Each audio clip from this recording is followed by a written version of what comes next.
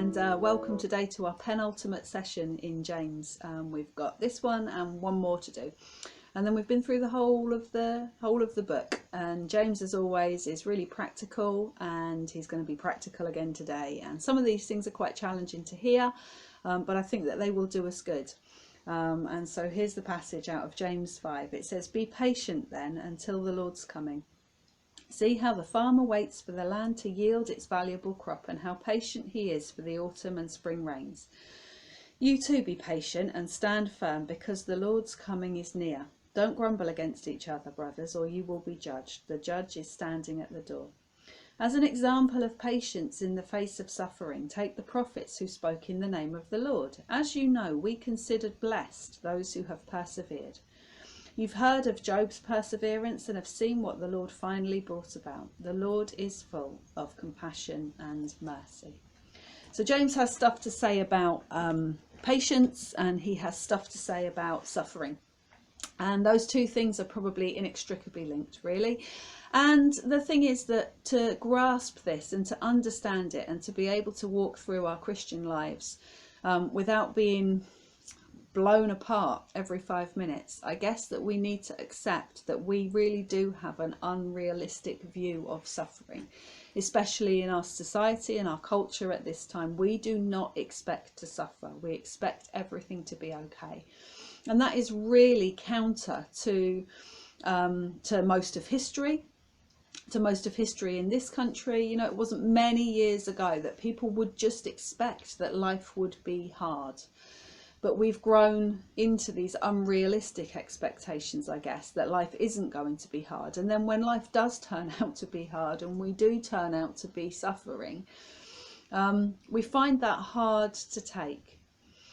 And James is pointing us back here to the realities of life, and to the realities of the Christian faith, and to the realities of what God actually says, because the Bible is not and has never been pain-free. There has never been a promise that our lives will be pain-free. You know, from Adam onwards, suffering entered the world, and it has walked with us ever since. And it's walked through, like James says, the prophets, the Psalms, Lamentations. There's a whole book in the Bible where people bewail and are upset about the fact that they're suffering. The early church suffered. The prophets suffered. We shouldn't expect our lives to be pain-free, and the Bible doesn't promise that our lives will be pain-free. God never hides from the truth. And the thing is, I guess that if we could get to the place where we accept that suffering is going to be part of our lives, then we wouldn't be so blown away when it happens. We wouldn't necessarily have our foundations rocked so severely. If we understand that, you know, the whole subject of suffering is huge, and there are valid questions to ask within it, and those questions have been asked over centuries and generations by far more intelligent and well-versed people than me. But the reality is that bad things do happen to good people, and God doesn't shy away from that. And the reality of living in a fallen world is that bad things will happen to us. And if we can maybe learn to walk knowing that, then maybe we won't be so shaken when it happens to us.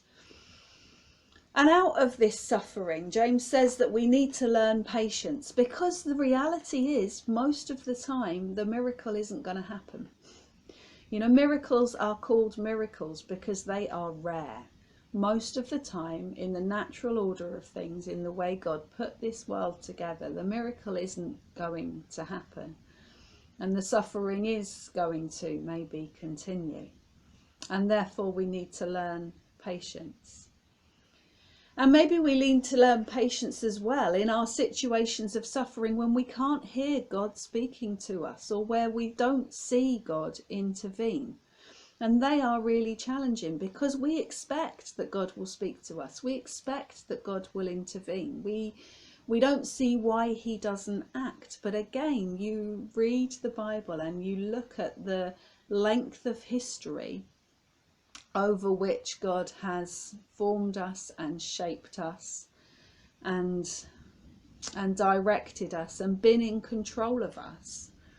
And most of the time, God doesn't speak. I read something the other day in a book, and I can't remember who it was attributed to, but it was a theologian that had studied the Bible really, really carefully and studied it against a timeline, and said that, you know, most of history is actually God not speaking directly, audibly to his people, and then punctuated with these little points in time where he does. I mean, everybody kind of knows, we all kind of know that there was this massive gap of 400 years between the Old Testament being written and between the events of the New Testament. There was 400 years when God was silent. And that's probably not the only 400 years in history that he's been silent. And it doesn't mean he wasn't there.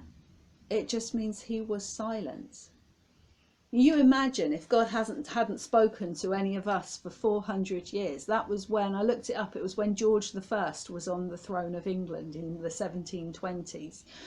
And we didn't even have a parliament then. Imagine how different life was then. Imagine how different, you know, everyday life would be in the 1720s. And to not hear from God at all for 400 years.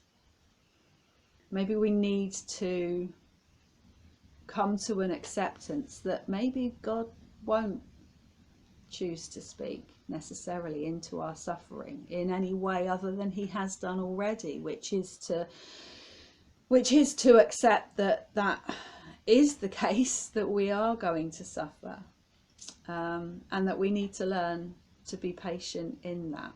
So what do we do? Is there any hope? Of course there is hope. There is always hope. There is all of God's promises, including the one that we're going to suffer, are true. And James hinges this whole thing. He says it twice in the passage. He says, the Lord is coming. And one day the Lord is going to come back. And we can hang our patience and our endurance of the situations that we find ourselves in on that promise that the Lord is coming back. And that one day there will be no more suffering, and he will reinvent the heavens and the earth to how he always meant it to be. And those of us that follow him will dwell with him. The Lord is coming. But also, I think James wants us to know, and I think that this maybe is a more immediate promise to hang on to as well. The Lord is coming into your suffering right now. And that promise of God is also true even if you can't see him at work, even if you can't hear him, even if God is silent in whatever your suffering is, even if he's not bringing physical healing to you, even if you're still anxious when you wake up every morning, even if that family situation or the situation with the friends that you so wish could be different isn't different. The Lord is coming with his compassion and his love and his care for you into that situation. The promise that the Lord is coming is just as valid as the understanding that we will suffer and we will have to be patient. So maybe this week, let's just try and learn, and I find this hard, but maybe let's just try and learn a bit of patience and a bit of acceptance and a bit of knowledge that helps us day by day that God is with us and that God won't leave us, and that just because we haven't heard from him lately, or just because he hasn't changed our circumstances lately, he is still very much for us. Have a great week. God bless.